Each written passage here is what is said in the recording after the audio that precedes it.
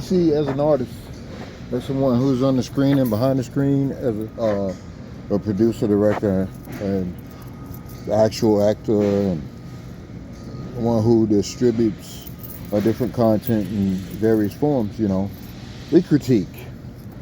And on social media, we want to show a very polished side of things. But just like this badge shows wear and tear. That means I'm committed to what I do. And to try to filter that would be missing the point. So just come along with me. I've been making notes periodically. You see, this body ink, it only tells part of my story. Just only part. It's like a chapter, it's no need to go get it off, because then I'll be furthering the intrusion on the temple. But this is really part of my story. I can't wait to tell you about it. Okay, so I just give you a little slideshow, so I'm gonna have to stretch it a little bit because the photos go by fast. So you have the OHP, stands for Original Heritage Production. You have Glow. Glow is my mom's nickname, short for Gloria. My granddad used to call her Glow, for short. And then you see the Ray signature. That's a signature on my daughter's first tattoo. That was it. So you see the pair of dice with wreath over it. And that was, a tat that I really wanted. And I guess that was, I can't remember what year that was. But a lot of these tats just are expressions of who I was on the inside. So when you see the feathers, the Indian feathers is paying homage to the lineage in the bloodline coming from what I understand on my grandma's side of the Cherokee Indian. That was just paying homage to that. So that's what those are. So then you have the Japanese print, I look it up. I look these tattoos up, especially symbols from other cultures. This particular tat stood for to be different. I have another one that stands for loyalty.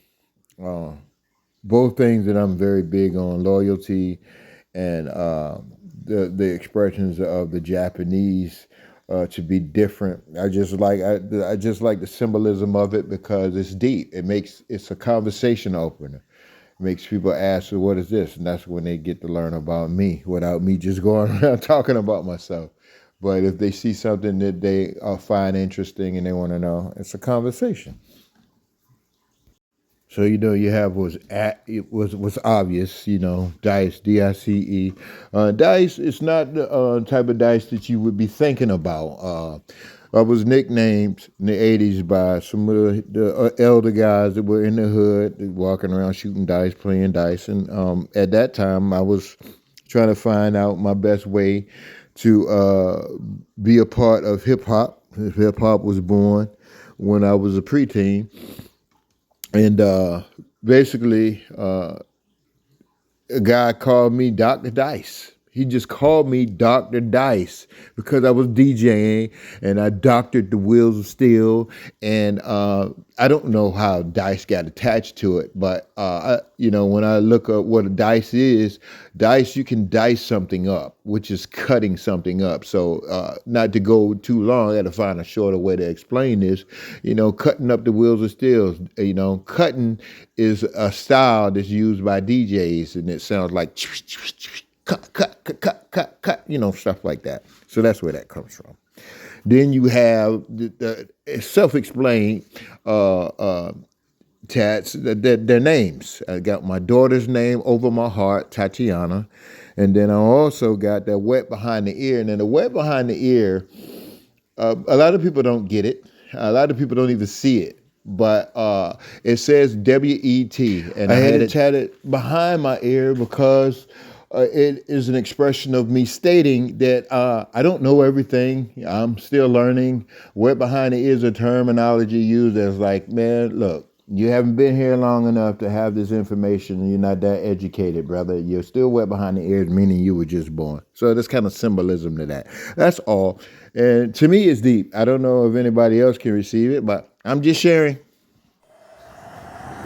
OHP TV.